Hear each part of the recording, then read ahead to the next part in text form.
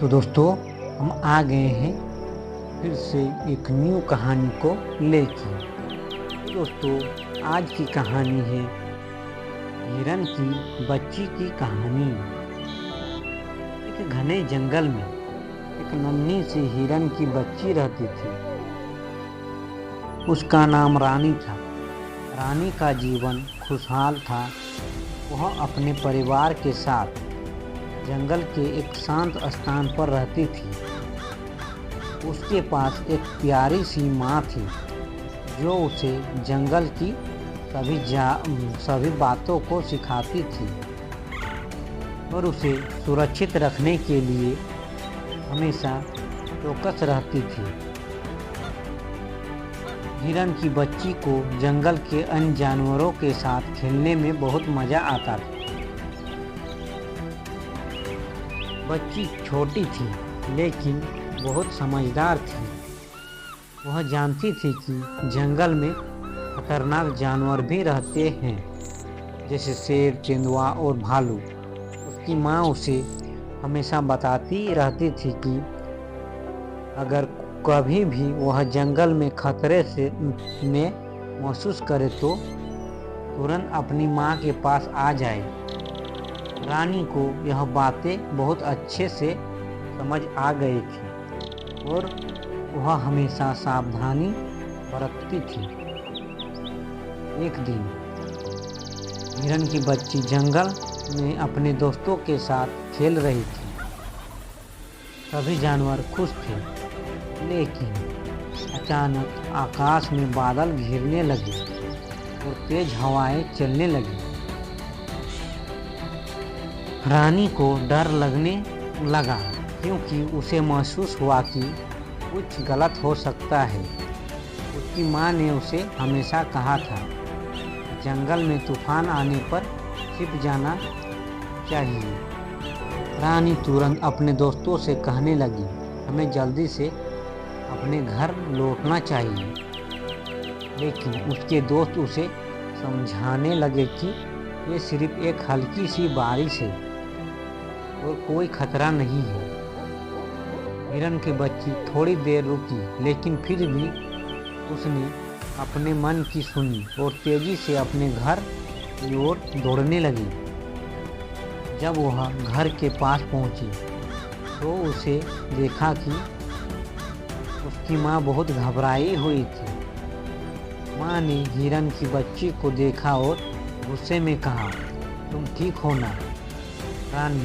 रानी ने कहा, माँ, मैंने कुछ महसूस किया था कि तूफान आ सकता है, इसीलिए मैं भागकर यहाँ आई हूँ। माँ ने उसे गले से लगा लिया और कहा, तुमने बहुत अच्छा किया बेटी। हमेशा अपनी समझ का पालन करो, यह तुम्हारे लिए अच्छा रहेगा। अचानक तेज आंधी और बारिश शुरू हो गई।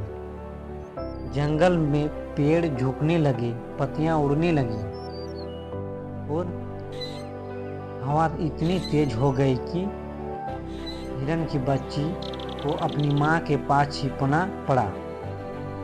दोनों ने पेड़ की जड़ों के नीचे शरण ली। तूफान के दौरान हिरन की बच्ची को अपनी माँ के साथ छुपकर बैठने में बहुत आराम महसूस हुआ। हिरन की बच्ची जानती थी कि अगर उसकी माँ साथ हो तो वह कभी भी सुरक्षित रह सकती है। तूफान के बाद जब बारिश बंद हुई तो जंगल एकदम शांत हो गया।